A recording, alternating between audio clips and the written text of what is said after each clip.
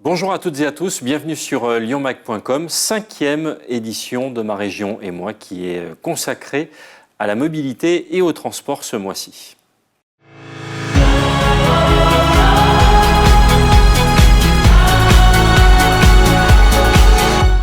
Je reçois aujourd'hui Frédéric Aguilera, vice-président de la région Auvergne-Rhône-Alpes, délégué au transport. Bonjour. Bonjour.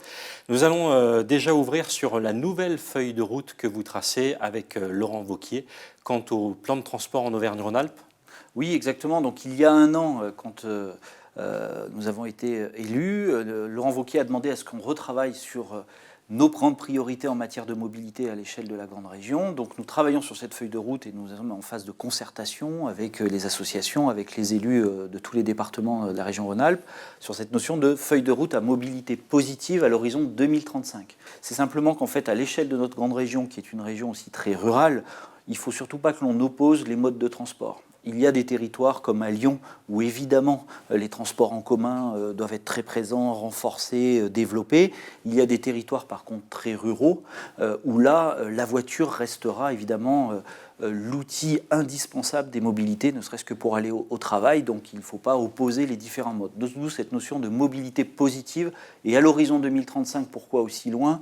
C'est quand on parle de ferroviaire, quand on parle de route, évidemment les investissements sont lourds et il nous faut une temporalité suffisamment longue pour amorcer les projets. Mais évidemment, les grandes agglomérations vont être au cœur des réflexions, entre autres sous l'angle des RER, des services express métropolitains, mais que nous, à l'échelle de la région, on appelle RER.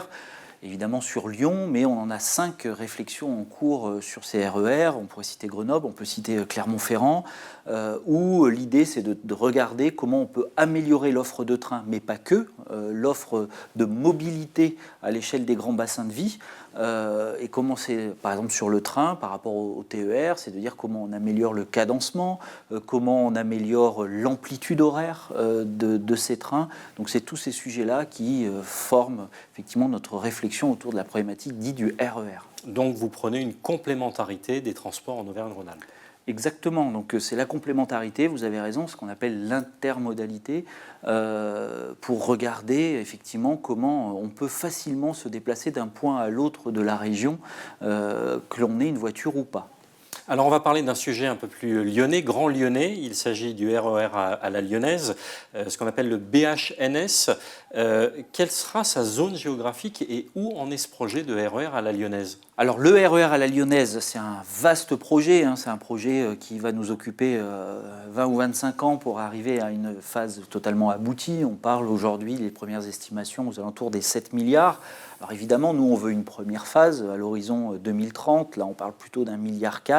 C'est quoi? C'est améliorer ce que je disais tout à l'heure, le cadencement de nos trains, déjà, nos TER. On a déjà un maillage à l'échelle de cette grande métropole, un maillage de trains, un maillage de voies ferrées. Donc là, il faut renforcer les trains qui circulent, un cadencement au quart d'heure, aux heures de pointe, un élargissement de l'amplitude horaire pour que les gens, le soir, s'ils sortent tard du travail, etc., ils puissent aussi trouver une solution de transport.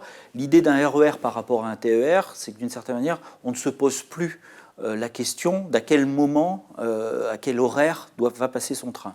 Et puis, évidemment, on ne pourra pas aller partout en train, donc il nous faut rajouter des maillons, des fois en ce qu'on appelle des bus à haut niveau de service, le fameux BHNS, et c'est tout le projet, par exemple, en direction de Trévoux, où on veut faire ce bus à haut niveau de service, parce qu'on on ne veut pas remettre, et il n'y aura pas de gare ou de TER ou de RER, donc on va avoir un système là aussi au quart d'heure, mais sur un système de bus à haut niveau de service dans des voies dédiées, qui viendra compléter le système avec le train. Et c'est tous ces maillons, d'une certaine manière, qui vont former demain le RER. Alors, on travaille aussi jusqu'aux problématiques jusqu'à Givors. De l'autre côté, il y a tout l'Est lyonnais avec Crémieux, etc. Et puis, il y a toute la rive droite du Rhône et toutes les réflexions aussi au sud de la métropole. D'ailleurs, ça demandera à ce que l'on aille chercher aussi et qu'on mobilise très fortement l'État, et pourquoi pas l'Europe sur ces grands sujets-là, comme l'État et l'Europe le font par exemple sur le Grand Paris. Il faudra qu'on arrive à mobiliser parce que si on veut effectivement décongestionner l'ensemble de la métropole, si on veut faciliter dans ce grand périmètre les mobilités, il va falloir l'énergie et surtout les financements de l'ensemble des partenaires et en particulier de l'État sur ce grand projet. Mais la région porte ce projet. La région articule et coordonne ce grand projet, alors évidemment avec les grands opérateurs de la mobilité, que sont la métropole, le Citral, etc., et bien d'autres. Donc on coordonne l'ensemble de ce projet, et cette coordination, ces grands objectifs vont se concrétiser dans les prochains mois, dans ce que l'on appelle le pacte mobilité qu'a annoncé Laurent Wauquiez, pacte mobilité qu'on souhaite signer avec tous ces grands partenaires pour fixer le cap de ce RER lyonnais. Deuxième sujet, vous avez parlé d'une feuille de route à 2035. On va bien sûr parler des énergies et peut-être des nouvelles énergies dans les transports avec le développement de l'hydrogène. Écoutez, dans cette feuille de route 2035, évidemment, ce qu'on appelle aujourd'hui maintenant la décarbonation des transports, c'est un axe fondamental. On sait que les transports en France, c'est l'un des sujets qui apporte le plus d'émissions de carbone. Donc il faut qu'on travaille fortement sur les transports pour décarboner. Donc l'hydrogène fait partie des pistes de réflexion. Il n'y a pas que, il y a aussi l'électricité, il y a tout ce qui est autour des GNV, bio-GNV, etc., tout ce qui favorise la décarbonation. Et sur l'hydrogène, on veut aussi expérimenter au niveau de l'hydrogène train, puisque évidemment hydrogène voiture, hydrogène car, c'est aussi des sujets qu'on expérimente pour tout ce qui est car, mais là on parle bien du train aussi sur les exemples qu'on va évoquer. C'est de dire, voilà, comment, parce qu'aujourd'hui il y a très peu de rames autour de l'hydrogène, c'est quelque chose qui est assez peu exploité dans le ferroviaire, donc c'est comment on pousse l'innovation pour accélérer cette décarbonation à l'horizon 2035, mais bien sûr avec cet horizon ultime de cette stratégie à carbone neutre sur nos territoires à l'horizon 2050. La région a déjà passé commande pour avoir des trains à hydrogène ? Alors oui, on a passé commande d'un certain nombre de rames, en l'occurrence sur tout ce qui est ligne en direction de la partie auvergnate, de Clermont, ou alors aussi sur les lignes de Moulins-Clermont. Pourquoi plutôt en direction de la partie Auvergne ? C'est que c'est la zone où on a le moins d'électrification des lignes, et évidemment l'intérêt de l'hydrogène, l'intérêt de transport à carbone, enfin sans carbone en l'occurrence, c'est plutôt d'aller sur des lignes où il n'y a pas d'électricité, sinon ça n'a pas obligatoirement de sens de les faire rouler. D'où effectivement la volonté d'expérimenter. On a commandé pour 50 millions d'euros de rames il y a quelques mois, et on va expérimenter d'ici 2 ans sur ces lignes-là les rames hydrogène. Troisième sujet, c'est la sécurité. Sécurité dans les transports. Un mot peut-être sur la sécurité dans les trains. La région, l'un des axes d'action de la région, c'est de renforcer la sécurité dans les transports. Là aussi, Laurent Wauquiez l'a clairement fixé comme priorité. Et au-delà de cette priorité, moi je me rends compte au gré de tous mes déplacements dans les gares, c'est un vrai sujet de préoccupation de la part de l'ensemble des usagers des transports, mais pas que. Aussi des agents, par exemple SNCF, qui travaillent dans les trains. Il y a certaines lignes où on connaît effectivement une délinquance importante. Donc c'est comment on renforce la sécurité dans les transports, parce que si on veut que les gens prennent de plus en plus les transports en commun, il faut qu'ils se sentent en sécurité. Il faut que ces transports soient fiables, il faut que ces transports soient sécurisés, d'où effectivement l'investissement extrêmement important de la région dans les trains, mais pas que, aussi dans les cars pour les transports scolaires, mais dans les trains aussi le renforcement des services de sécurité. C'est pas que l'installation de caméras demain dans les trains ou dans les gares, c'est aussi plus de présence humaine. C'est tout le travail que nous menons. Merci beaucoup Frédéric Merci Aguilera. à vous. Je rappelle que vous êtes vice-président de la région Auvergne-Rhône-Alpes, délégué au transport.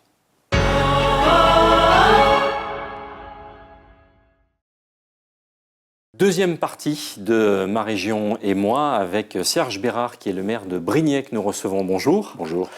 Brignais, il y a 2 enjeux majeurs en termes de mobilité et de transport. Est-ce que vous pourriez nous les décrire ? Écoutez, le premier enjeu, c'est un enjeu de connexion avec la métropole. Depuis trop longtemps, nous avons pris du retard en fait sur cette problématique-là.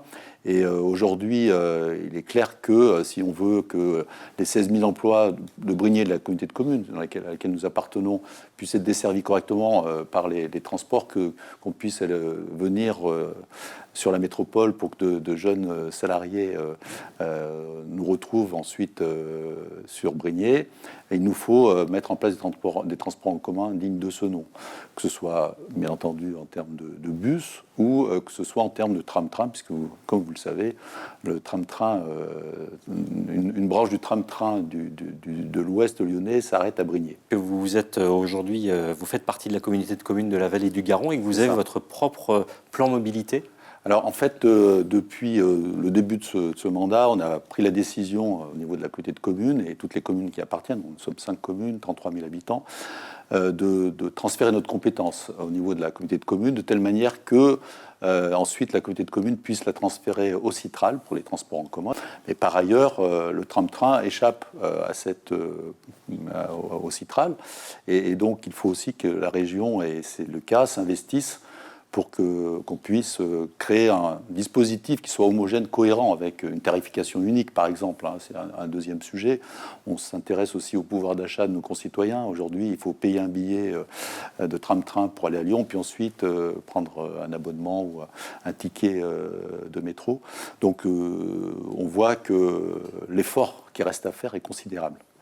Et on a beaucoup d'entrepreneurs qui nous disent aujourd'hui, mais nous, si on veut recruter des jeunes salariés, on est en difficulté puisqu'ils vont nous dire « j'ai pas de voiture, je vais pas pouvoir venir » et c'est un sujet qui revient de façon récurrente. On est très heureux d'avoir reçu Laurent Wauquiez à 2 reprises. Il a parfaitement compris qu'il y avait un enjeu chez nous, sur notre territoire.